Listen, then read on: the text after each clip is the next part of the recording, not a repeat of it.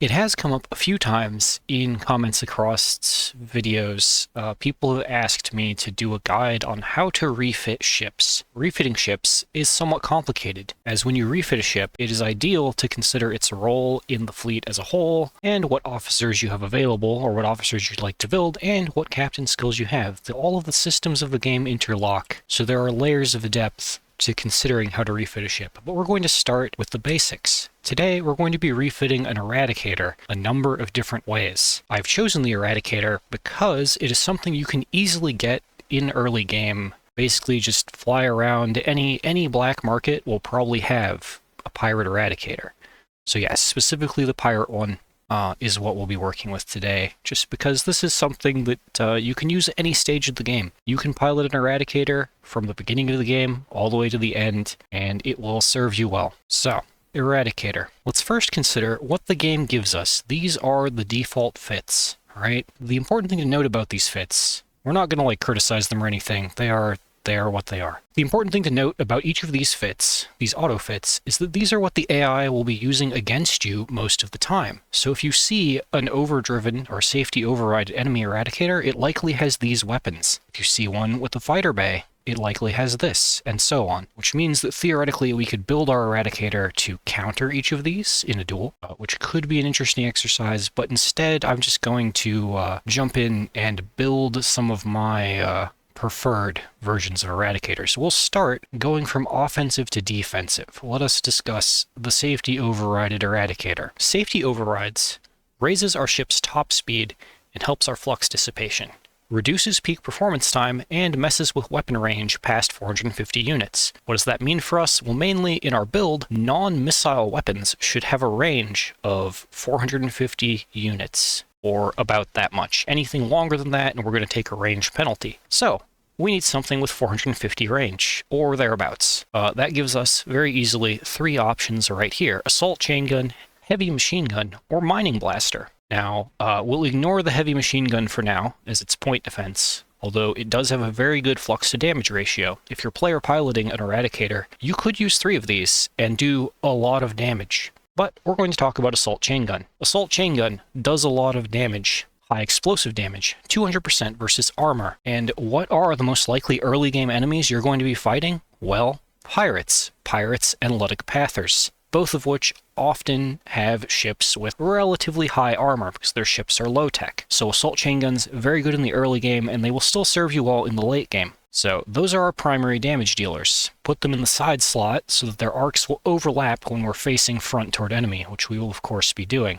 In the frontal slot, depending on what you're fighting, you might want a flak cannon or a heavy machine gun if you don't have flak. I like to use a heavy autocannon, or in this case, we're going to take the heavy needler because it has lower range, so might as well. It's more of a burst weapon than a heavy autocannon or any other shield spec damage weapon, such as the Arbalest. So, heavy needler, 2 assault chain guns. There we go. What do we do with the rest of our slots? Well, we're going to want point defense. Vulcan cannons or light machine gun. Take whatever you have, whatever your preference is. I normally will grab light machine guns or double light dual machine guns if I have them. We'll put one light dual machine gun in there. Now, the rear point defense slots are safety overridden. We're not coming home alive, right? So you could leave these empty. If you want to be a little more safe, you could put point defense in them, but I'm going to put mining lasers in them. And why? Well, simply because the mining laser creates a little red visual beam, which is going to warn me if there's an incoming fighter or missile behind me, and hopefully I'll be able to whip my shield around or do something, or at least rotate the ship to pick where I will be struck on the ship's armor or hull. Okay,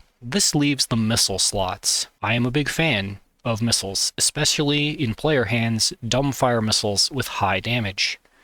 Reapers or hammers are your friend in this case. Now, with a Reaper, all of your damage is stacked in one missile. One shot, 4,000 damage. With a hammer, you get 2 missiles, each doing 1,500 damage. So less in total than the Reaper, but you get 2 chances to take your shot. As such, if you're unsure of your aim, you might take hammers. If you're really unsure of your aim, I recommend the Atropos racks, as these missiles have tracking. They have the same amount as hammers, so 2 per bay, but they have tracking and they do 500 less damage, but you won't have to worry about lining them up as much. If your enemy is faster than you might want harpoons to chase them down because the harpoons have a very long range, although they are the lower damage option. In edge cases, you might want to use sabos, or you could use a combination of any of the missiles we just discussed, but sabos are especially good at disabling enemy ships, and then you can tear into them with your primary guns. Sabos also work very well as a panic button. If something is larger than you is pressuring you, you can fire sabos and try and circle around or back off. In this case, for a general sort of fit, we are going to stack 3 hammers in those side tubes, and we're going to take 2 sabos up front. We can also do the 1-2 punch with this loadout. We can use the sabos to pressure their shield, or perhaps even overload or disable their point defense, and then follow up with 3 hammer shots. It's a lot of damage. Now note that a single hammer does 1,500 damage, 200% of that to armor, so 3,000, which means 1 hammer is enough to strip the armor off of an Eradicator, and then the other 2 hammers following up are going to deal 3,000 damage to that 9,000 hull for a third of its health. So that right there is enough, in theory, to give us very good odds dueling the same kind of ship. And if we were to compare to the auto fit, we would be looking at the safety overridden Eradicator variant, which is kind of similar to what we've made. Assault chain gun, 2 heavy machine guns, 5 hammers. Now, we do have one last thing to look at, which is hull mods. And some of this comes down to personal preference. We could shield shunt. We could drop our shield entirely and instead gain more armor. That would get us 180 more armor, but it would also remove the shield as a factor in our flux generation. I don't like to not have a shield. A shield is very useful once you get used to flickering it for blocking incoming missiles, swarms of fighters, piranha bombers. It just increases, having a shield increases survivability. Having shield shunt, however, will increase your ability to do bursts of damage and continual damage, because again, there's no shield pulling on your flux. So consider that, strongly consider it, depending on what you're up to. We would not want something like ITU because, again, our range is limited by safety overrides, but normally I would do that on an Eradicator. We'll get to that fit after this one. If you have a capital ship, you might take escort package, but only if the capital ship can keep up with the Eradicator, so probably something that has burn drive, like if you have a Prometheus Mark II in your fleet, or an Odyssey, something like that. One concern is we are low-tech, so our EMP resistance is not great. If we want to maximize our combat uptime, we might want something like flux conduits, except that there's something in flux conduits that we can't use with safety overrides, and that's the increased dissipation speed when venting. A safety overrided ship cannot manually vent flux with the default V hotkey on the keyboard, so flux conduits is out. What other options do we have for EMP resist? You could just try and repair your way through it with automated repair unit, which is a fine choice. If you find yourself getting overloaded, S-modded automated repair unit is also a good choice because of the reduced overload duration. It'll let you get back into the fight. But for general use, I don't think there's anything better for this fit than armored weapon mounts. Increase durability of all weapons 100%. Bam, we'll take it. Now what that doesn't protect is our vulnerable engines.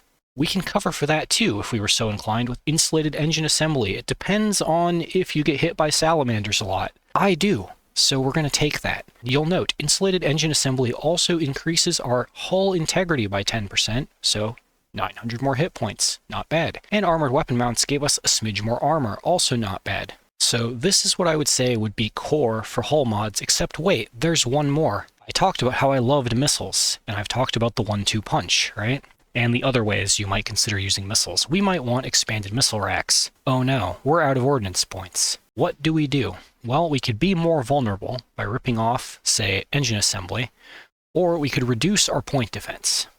So if we take off the mining lasers I talked about earlier and one of the frontal point defense pieces, we can fit missile racks on. And what that does is gives us 100% increased ammo capacity of missiles. So now instead of 2 hammers in each rack, we have 4. Instead of 3 sabos, we have 6. This gives us a lot more punch. That's enough missiles for us to duel, 1 by 1, 2 enemy Eradicators, for example. And we're basically out of ordnance points. What to do? Put them in vents. That is my thought on a safety overrided Eradicator fit. Of course, again, what you refit your ship as will depend on your fleet comp. Oh, wait, I forgot. The thing I always forget to do when refitting is go to weapon groups, right here, and make sure that this looks sane. So, hammers are all in one weapon group, alternating, so we fire them 1 by 1, click, click, click. That's what we want. Same thing with sabos. However, we talked about the 1-2 punch. These are in the wrong order. So we're going to put the sabos first, so they're on the number 1 hotkey, and then we'll hit number 2 to launch hammers. Easy, straightforward. So let's get into the simulator. What do we have for opponents? Oh, I really haven't unlocked much of anything. I was hoping to take Eradicator against Eradicator, but apparently we can't. So let's take on an Eagle. Will be our test opponent. It's another type of cruiser. Oh, why do we only have 40% CR? No matter, it'll be fine. Burn drive toward your foe. Burn drive on safety overrides brings us up to a speed of about 320, which is real nice. Throw sabos, get overloaded. Yes, we were overloaded. I've screwed up. So here, automated repair unit would have been great. Try again. Get in range. Take all that on the armor. It's fine. Oh, sabo disabled. Both sabos disabled. That's awkward. Perhaps I'm just bad. Why the heck did I think I could make a tutorial? Okay, sabos are up. Launch. Hammers. Miss the hammers. Die horribly. Throw the sabos at him. Watch his flux. Okay, he dropped his shield, so we throw the hammers, right? Perfect. Throw sabos again. And he's down. Not too bad. Yeah, we do a lot of burst damage. The main thing is if you mess up with your shield, it's very easy to get overfluxed using this build.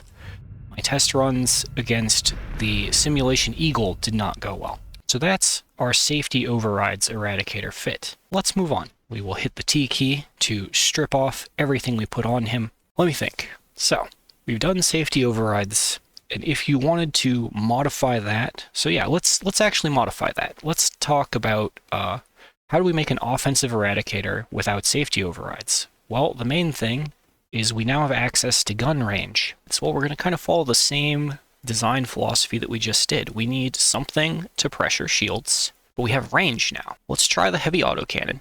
And what else do we have kind of in the 800-ish range that is good against armor? Well, there's heavy mortars. But honestly, I don't know. It's up to you. Thumper, heavy mortar, or you could do 2 guns that are kinetic for shield pressure, but we're gonna stick to double mortar for now. It's fine. Okay, so we have our main guns, and then we need to consider point defense. Just like last time, we have light machine guns. Covered in light machine guns. We're going to be in the fight a bit longer. Which means more time for things to go wrong, and we actually need to live through the fight, unlike when we're safety overrided. We put some point defense in the back. We also have, more points to work with. Safety overrides costing 45 ordnance limits what we can do. But we now have more options. So we could simply equip sabos again, right? We could do sabos and hammers. That would be fine. But what other options can we consider? Since we've seen sabos and hammers already. Well, honestly, there's not much better for popping opposing shields than sabos, so we're going to keep the sabos. Since we're offensively minded, let's take a Reaper, and then we're going to take 2 pods of Annihilator rockets. Another way to just ruin armor, right? Except that these each have 50 ammo. Good stuff. Now, just like last time, I like missiles. We could run expanded missile racks. That would give us a lot to work with. Or we could run missile autoloader, which would partially reload missiles. So we have a reload, and missile autoloader is kind of a weird hull mod in that it is hard sometimes to figure out how it works. If I get it wrong, please let me know in the comments and we'll pin the comment or something, right? So reload capacity for the Eradicator is 8. Reload cost for various weapons is listed in the next table, being 2, 3, and 3, right? Which do add up to 8. But basically, my understanding is if we fire a Reaper, it will reload after about 5 seconds, and that will cost 2 points of its capacity of 8. So if we were only using Reapers, this would be granting us 2 divided by 8, 4 additional Reapers. But as it stands, it gets wonky with other missiles, right? So specifically the Annihilators. When it reloads, does it reload all the way back up to 50? Well, that's something we can test. Let's put Missile Autoloader on the Eradicator, because I actually don't know the answer to that. We'll find out today. So we have Missile Autoloader, and again, we are kind of concerned about our durability. You may have seen in the failed Eagle fights in the footage that I did just kind of run in and get everything disabled, and it was really bad. So armored weapon mounts will take the repair unit instead of insulated engine assembly this time. We're dueling, so unless we're up against something with salamanders, it won't matter. Although, again, in a larger fleet battle, a lot more can go wrong. That's why we've kept the rear point defense. So we have those, and we might we could take integrated targeting unit so that we can engage from further back. Might as well. We'll give it a go. We'll put our vents equal to our weapon flux. Now, some people like to go all the way on vents to try and make dissipation equal to or higher than shield upkeep and weapon flux, but basically the rule of thumb is the lower you go on vents, the more careful you have to be with manually using your shield, and the more ready you have to be to manage taking hits on your armor. So it's up to you how you want to play that. But we're going to go for the brinksmanship and put dissipation equal to weapon flux. You could go lower, but the Eradicator doesn't backpedal very well, so I would advise against it. We'll put the rest into capacitors to kind of balance things out. Okay, and lastly, we will consult our weapon groups. And these, again, we have the 1-2 punch. We want sabots on 1. This is just my personal preference. You don't have to do it this way. You play it however it works for you, right? Oh, the Reaper's marked linked. It doesn't matter. Okay, we will link together the Annihilators. It's fine, because I want to be able to just click once and have them do their stuff. Okay, let's go to testing and see if I suck. We will bully the... Oh, I clicked multiple times. We will bully the Fury again. I didn't realize you could click multiple times and deploy a bunch of them. That's interesting. The deployment screen, I think, underwent a bit of a rework in the last patch to the game. Screwed it up. This was a practice. No matter how smart I sound at auto-fitting, I'm still not necessarily a great pilot. That's why you'll see me playing Fleet Commander a lot on streams. We probably honestly played too close. Our heavy mortars are range 700 increased by targeting unit, so 1, 2, 3, 4, 5, 6, 7. That's our actual engagement range, which means we could have stayed back. So let's back up to our actual range. Oh, he doesn't like that. Sabos. Use the Annihilators to annoy. Throw out the Reaper. We'll gamble. Oh, he shot it down. Okay, he is running out of flux. Let's get in close. I can't help myself. The Reaper did reload. Throw another Sabo. Okay, good. Throw the Reaper while he's fluxed out. No, he got it again. That punk.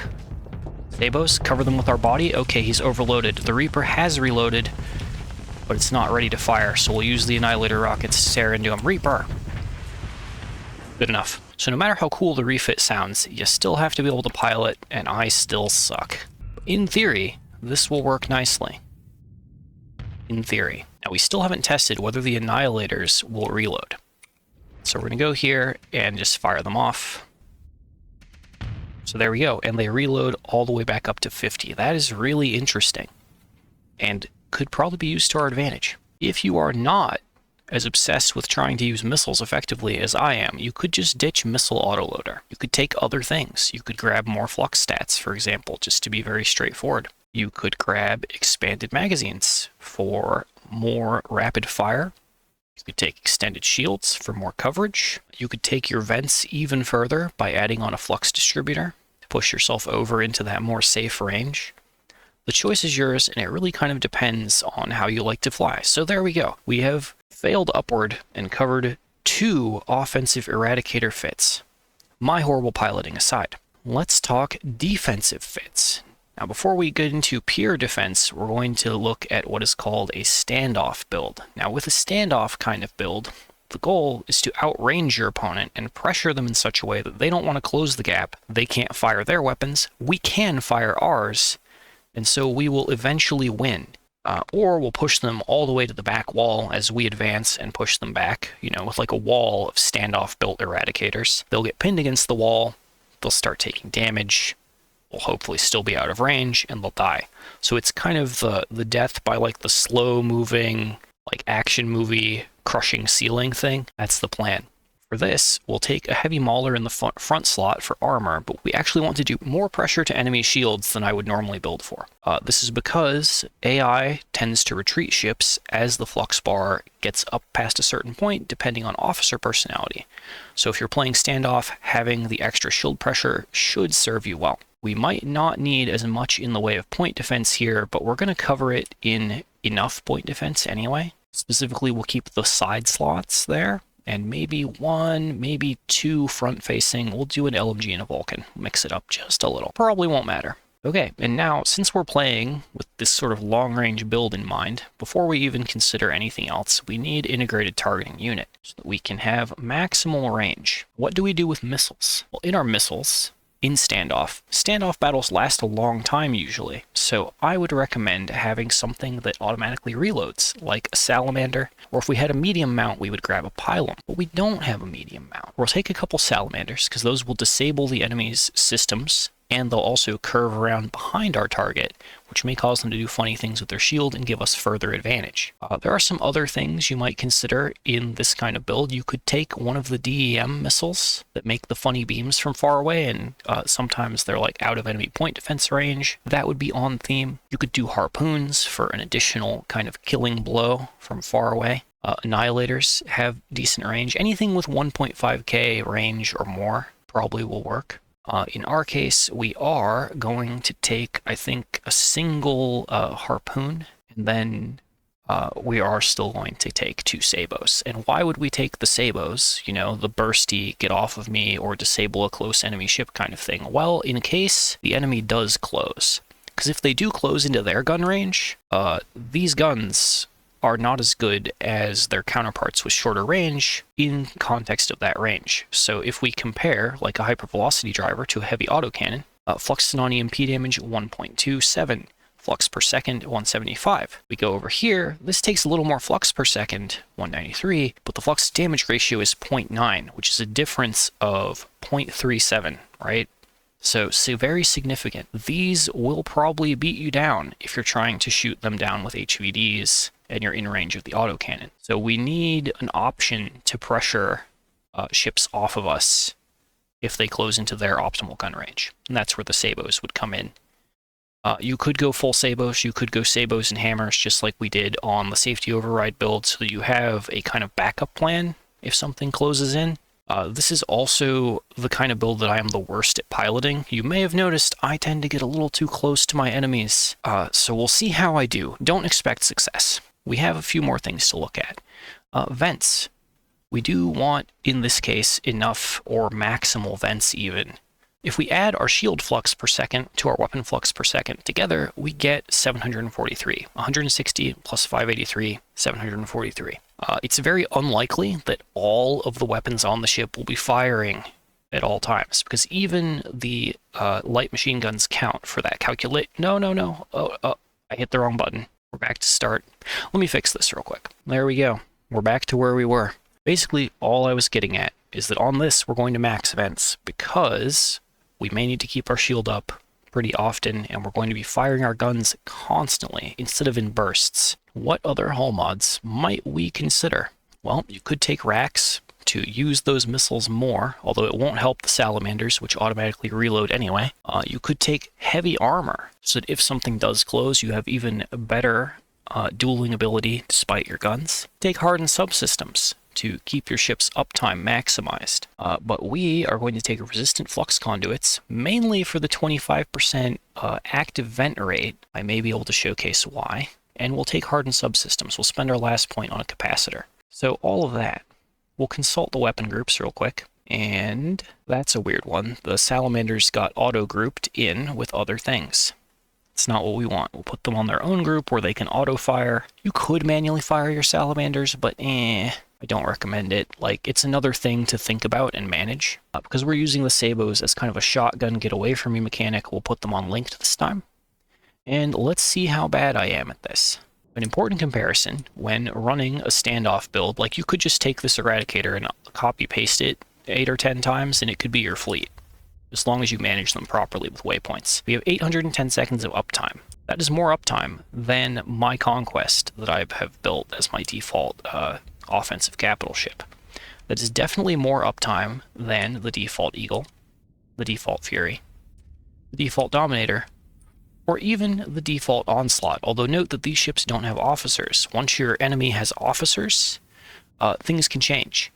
And of course, once we have officer skills, although I think it might be counting some of my stuff still, I'm not sure. It's not something I can control, I think. I did make sure to not put an officer in this Eradicator, and hopefully that's enough. Okay, but let's go ahead and we'll try it against the Eagle, see how we do. The main thing we want to look at is, are we getting into the right range? So I've hit number 3 to select the heavy mauler. And then I've hit number 7 on the keyboard to select no weapon. So all of our guns will auto-fire, and we can still see the targeting for our heavy mauler's range. If we keep that line right in his middle, all 3 of our 1000 range guns, our hypervelocity drivers, and our maulers will fire. Now you see we've pushed him back. It's perfect. We burn drive forward to stay on him. And you could make this same build, and you could make like a standoff eagle as well, and achieve a similar thing, because it has the 3 front-mounted ballistic slots. But today is Eradicator Day. We've pushed him back again. Conveniently, burn drive is ready. We'll go a little further forward, keeping him in about 900 range now. You'll note we don't even have to use our missiles. They aren't going to come up in one-on-one, because there's just not enough other stuff happening that could mess up our game plan. At this stage, we might throw our harpoon at him. He probably has the point defense to stop it. If we had like some shuttles with us that were also throwing salamanders, that wouldn't be the case. Now he is occasionally disabling our weapons, but that's fine because all he can really do is back up. He has no other plan. The downside to the standoff, well, again, if something gets in close range, they may beat you just due to DPS, but also it's just how long it takes. That's why I don't personally pilot things like this very often, is I like the win big, lose big of the offensive builds. However, this is going to be very effective if this is your jam. And now we're into his hull. And we've stripped his front armor because heavy mauler. There we go. Salamander going out finally. And we're just going to keep pushing him. We are almost to the back wall. So once he starts trying to like side strafe and act funny, then he's going to start taking more damage. And something to note with the hypervelocity drivers and the heavy maulers is they don't have any kind of penalty to dealing hull damage. They just deal 100% damage to hull. There is not a 1000 range gun that gets hull breaking bonus. That would be kind of silly. If you're using an eagle though, you might be able to get like an IR auto lance, which is just very flux efficient, but only does full damage to hull. Would be an option. But we'll talk about different varieties of eagle another day, if requested. And if there's a ship, vanilla or modded, that you would like to see one of these little refit guides for, definitely let me know. And I can see about doing that, if there is demand for this kind of stuff. So now that he's overloaded, we can just throw harpoons at him for extra damage, stay on him, and make him sad. The other downside to this in a fleet battle context is once you've pushed your Eradicators or your standoff fleet up to this line, they're going to deploy more ships. And those ships may be too close for comfort. Like here, we are right up against the edge. So in a full-on battle, we might want to give them a bit more space and actually let them back up. And you would kind of stay down here in this row where the control points are, or the command points, the capturable objectives. Would be a good like line to not cross in terms of the game board of the battle, right? Because what you don't want is for like a couple safety overrided Eradicators with the fit we were using to come in. They will just wreck this in close range. So that is Standoff Eradicator. Okay, so I did try to build a hyper defensive kind of defense anti-fighter Eradicator. It is absolutely failed in testing. I have not won a single like one-on-one with much of anything with it. I also tried fighting like an Enforcer and a Condor. It just does not work out. Do not do this. This is no good. Do one of the previous fits we discussed. If you're not sure which one to use and you're not comfortable personally piloting, use the standoff fit as your starting point and expand and experiment from there. If you want to personally pilot, take one of the other fits, the safety overridden fit or the offensive fit we did right after that. So this has been how to refit your Eradicator, and if there's a ship that you would like to see a refit or tutorial or theory crafting video on in the future, please let me know down in the comments. As always, I have been Ducky, and live streams 9 p.m. Saturday and Sunday, Pacific Standard Time, and sometimes during the week. Hope to see you all there. Roll credits.